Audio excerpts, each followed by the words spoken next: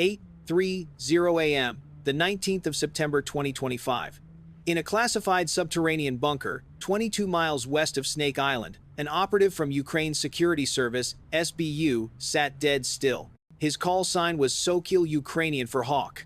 A pair of FPV goggles were strapped to his head, his eyes locked on the screen. He'd been waiting all morning for this moment. A signal pinged in his headset. Send it. Seconds later, from a makeshift launch pad hidden in the reeds along the Black Sea coast, a quadcopter drone lifted off. It was carrying nearly 7 pounds of high explosives and rocketing toward its target, Boyko Tower Alpha, an offshore gas rig illegally seized by Russia and converted into a military reconnaissance base. The drone itself had been slapped together just days earlier in a small workshop in Kyiv, built from Chinese parts and a standard 10-inch FPV frame. It was supposed to be a racing drone. Now it was a kamikaze weapon, completely retrofitted for one job and one job only: to destroy the Neva radar station, Russia's electronic eye on the Black Sea. Zip-tied to its underbelly was a custom-built explosive device specifically designed to shred steel and kill any living thing within a 16-foot radius. The target's coordinates had been locked into the guidance system hours ago. The Neva radar, perched atop the Boyko rig, was one of Russia's most critical intelligence assets in the region. Unlike civilian radar, the Neva system could track targets up to 28 miles away, giving it the power to shut down any low-altitude flights, long-range attacks, or UAV deployments by Ukraine. If this radar went down, Ukraine would reclaim its freedom of action in the western Black Sea, a major strategic turning point. Sokil wasn't piloting a multi-million-dollar missile. He was flying a symbol of the new democratized era of warfare, where a $500 drone could do what was once possible only for military superpowers. The drone accelerated its 4 brushless motors, screaming at 20 revolutions per minute. Through his VR goggles, Sokil saw exactly what the drone saw from the choppy waves below to the low-hanging clouds at flight level. Man and machine were nearly one. This was what made FPV drones so brutally effective. They aren't just flown. They're felt piloted like an extension of the human body. The flight path was meticulously planned. No direct routes. Stay below 150 feet. Leave no electronic signature. The drone flew in a zigzag pattern, steering clear of suspected ground radar zones. It maintained an average speed of 40 miles per hour, fast enough to cover the 22-mile distance in under 45 minutes, but slow enough to maintain a stable control link. The entire time the video feed was transmitted via an analog signal, a low-tech solution to dodge the sophisticated electronic jamming Russia might deploy. This was a war of digital versus analog, of battlefield ingenuity against high-tech interference. As the drone skimmed the sea, the Boyko rig came into view. Sokil saw the Black Sea open up before him, and in the distance, Boyko Tower Alpha rose from the water like a steel island bristling with military hardware and the silhouettes of Russian soldiers. They had no idea death was silently closing in on them. They were just minutes away, 9:15 a.m. local time. The drone cleared the last wave. Boyko Tower was crystal clear in the FPV feed, a colossal steel structure nearly 130 feet high, and on top of it, the Neva radar, the eye that had watched Ukraine's every move for months, was now perfectly in his sights. Sokil held his breath. The target sat there motionless, as if awaiting its fate. He knew that in a few seconds, one of the most precise decapitation strikes of modern warfare would be etched into history. The Neva was one of the few Soviet-era radar systems still highly effective today. Operating on the K-band frequency at 35 GHz, it used a continuously rotating antenna array to detect aircraft, UAVs, and surface ships up to 28 miles out. More importantly, for Russian forces, it could track up to 200 targets simultaneously, feeding guidance data to weapon systems deployed across the entire northwestern Black Sea. The Neva was Russia's all-seeing eye offshore, the very thing that had choked Ukraine's long-range attacks for months. But no matter how sophisticated its engineering, no radar on Earth can survive a drone packed with explosives slamming into its face. The drone Sokil was flying carried only about 6.5 pounds of explosives. It doesn't sound like much, but for a delicate piece of electronics like the Neva, where every antenna, waveguide, and sensor is incredibly sensitive, a small, well-placed blast is all it takes to wipe out its entire functionality. Through the FPV feed, Sokil could clearly see Russian soldiers walking around on the rig's deck below. They were completely oblivious that a bringer of death was screaming toward them from the northeast, less than a minute away. The Neva continued its steady sweeping rotation, seemingly unaware of the approaching threat. But the truth is, FPV drones are nearly invisible to military radar. Their radar cross-section is about the same as a large seabird. With the distance closed to half a mile, Sokil began his final approach. The deadly beauty of an FPV drone is its absolute precision. Unlike a missile or an artillery shell that relies on GPS coordinates and pre-programmed navigation, an FPV drone gives the pilot direct real-time control. Sokil could fine-tune the drone's trajectory down to the inch even in the final seconds. That's what makes these things the ultimate assassins of the digital age of warfare. Through the camera, Sokil saw the fatal weak spot, the joint connecting the rotating antenna assembly to the radar's control unit. A direct hit there and the mechanical systems would shatter, the circuits would fry, and the entire radar would go down like a machine having a heart attack. The Neva radar grew larger and larger in his view. The Soviet-era system was built to resist electronic jamming to withstand storms and harsh maritime environments. But one thing its engineers never planned for was a high-speed drone packed with explosives slamming into it at 40 miles per hour. The radar's outer casing was just a thin sheet of aluminum enough to protect it from saltwater and rain, but utterly useless against the force of a directed explosion. At 200 yards out, the Russian soldiers finally spotted the threat. Through the goggles, Sokil saw them yelling, pointing. One man grabbed his rifle from a corner, but it was far too late. The drone was moving too fast, the distance too short to mount any kind of defense. 9:20 a.m. Sokil's drone slammed directly into the Neva's antenna assembly with enough force to obliterate the entire unit.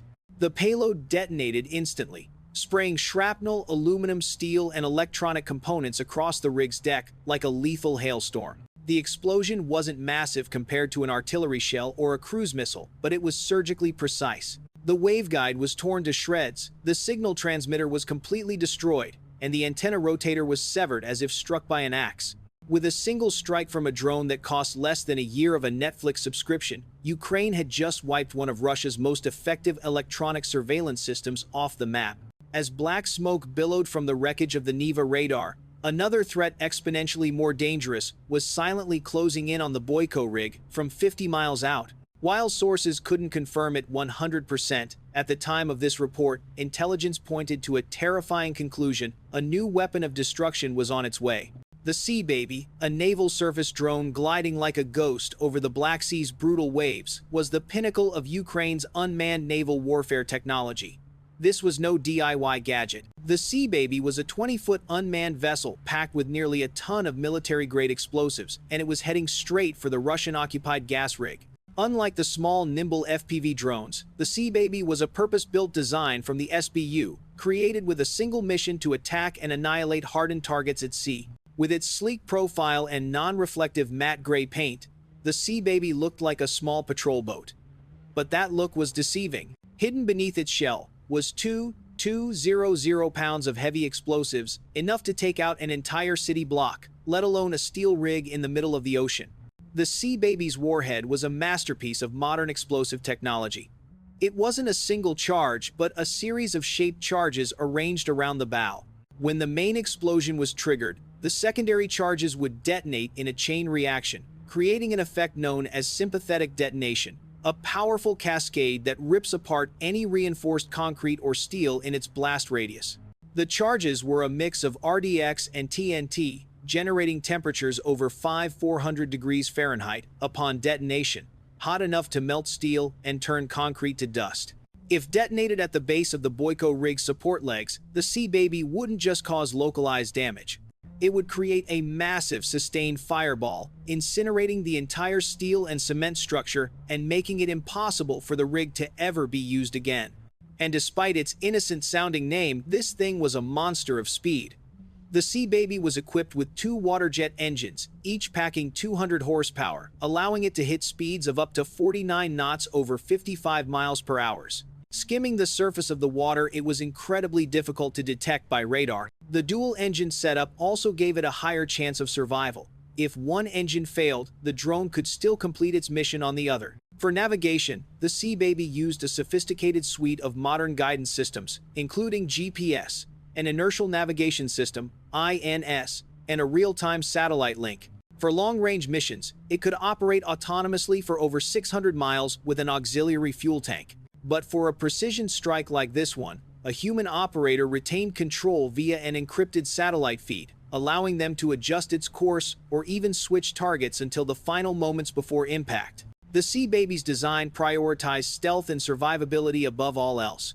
Its low profile kept it below the radar horizon.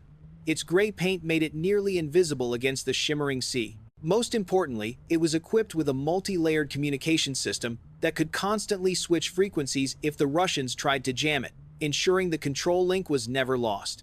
But what made this particular Sea Baby so dangerous wasn't just its design or its payload. The Boyko rig wasn't a moving target like a warship. It was a stationary objective. Its coordinates, structural weaknesses, and layout had all been studied by Ukraine, down to the last meter. This meant the strike wouldn't be a gamble. It would be a precision blow like Thor's hammer aimed directly at the enemy's heart. The Sea Baby's operators had studied every detail of the rig's structure. The location of storage depots, living quarters, and the main load-bearing columns were all mapped out. They knew exactly where to hit to guarantee maximum damage. As the Sea Baby tore through the water at 45 knots, about 51 miles per hour, its 1-ton warhead was undeniable proof of Ukraine's brilliant asymmetric warfare strategy. 9:15 a.m. The drone was now just 18 miles from the rig. On a high-definition camera feed, SBU technicians watched the massive steel pillars slowly emerge on screen, while the column of black smoke from the freshly destroyed Neva radar still stained the sky.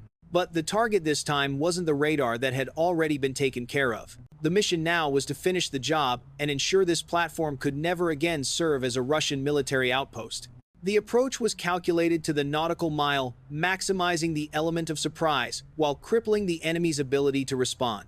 With the Neva gone, the Russian soldiers on the rig were practically blind to threats coming from the sea. Their only remaining sensors were their own eyes and handheld radios, if they even had time to call for help with the nearest reinforcements over 60 miles away. Through the Sea Baby's camera, the entire multi-level steel frame of the Boyko rig came into focused storage areas, technical rooms, living quarters. All of it had been turned into a forward operating base by the Russians, packed with communications gear, defensive weapons, and supply caches. Meanwhile, the Sea Baby's autopilot was making hundreds of micro-adjustments per second, syncing data from its GPS inertial sensors and image recognition to maintain a perfectly precise course. 9:35 a.m. 10 kilometers out, the Sea Baby switched to terminal guidance mode. Its electro-optical sensor suite locked onto the golden target, the structural joint between the main deck and the housing block, where the Russian soldiers were concentrated. Ukrainian intelligence was certain that if they could break this point, the entire rig would collapse into the sea. The Sea Baby accelerated to 49 knots. At that speed, the 20-foot drone had become a 6-ton spear, carrying 200 pounds of RDX TNT. The kinetic energy from the impact alone would be devastating. Combined with the massive explosive payload, the result would be total annihilation. Finally, the Russian soldiers saw it. Through the camera, the operators saw figures running frantically, pointing and screaming on the deck. But it was too late. The Sea Baby was a divine arrow, unstoppable, ready to write a new chapter in the history of technological warfare on the Black Sea. Some of the Russian soldiers grabbed their rifles in a panic. Others screamed into their radios, trying to call for help in vain. It was all pointless. The Sea Baby was now less than 5 minutes from impact, and there was not a single weapon system on the Boyko rig that could stop it. The defensive measures Russia had hastily set up were designed to counter commandos or landing forces. They were completely helpless against this new kind of threat. They were armed with light weapons, maybe a few machine guns, but all of that was meant to stop people, not a kamikaze drone screaming in at nearly 60 miles per hour. The Sea Baby's low water skimming profile and terrifying speed made it virtually immune to conventional gunfire. At just over a mile out, it entered its final terminal run. There was no turning back. For the Russians, there were no options left. On the bow of the Sea Baby, 200 pounds of military-grade explosives were about to turn the Boyko rig, once a key Russian military outpost on the Black Sea, into a mangled, burning wreck. 9:50 a.m. The Sea Baby slammed into the main structural joint between the rig's deck and the housing block. The impact carried the force of a freight train. The shaped charges surrounding the boat detonated instantly, focusing all their energy on the rig's load-bearing core. The explosion was the kind that would make a structural engineer shudder. In a textbook, they might call it a total systemic structural failure. Here, it was simply torn to pieces. In a fraction of a second, the temperature at the heart of the blast exceeded 6,300 degrees Fahrenheit, hot enough to melt every steel support beam. The housing block where the Russian soldiers were bunkered vanished instantly. The walls and floors were completely incinerated. No one inside stood a chance, but that was just the beginning of the catastrophe. The Boyko rig was designed as an integrated structure, where each part relied on the others for stability. When the main connection was severed, the entire system went into a cascading collapse. The upper decks fell onto the lower ones, like a domino effect made of steel. Storage depots and equipment rooms caught fire. The flames spread, and soon, the diesel fuel tanks that powered the generators and machinery began to explode. Each blast sent a fireball hundreds of feet into the sky, a massive torch visible even to satellites in orbit. A thick column of black smoke billowed over 3,000 feet high, a monument of ash to absolute destruction. Within 5 minutes of the impact, the entire topside structure of the rig had collapsed into the sea.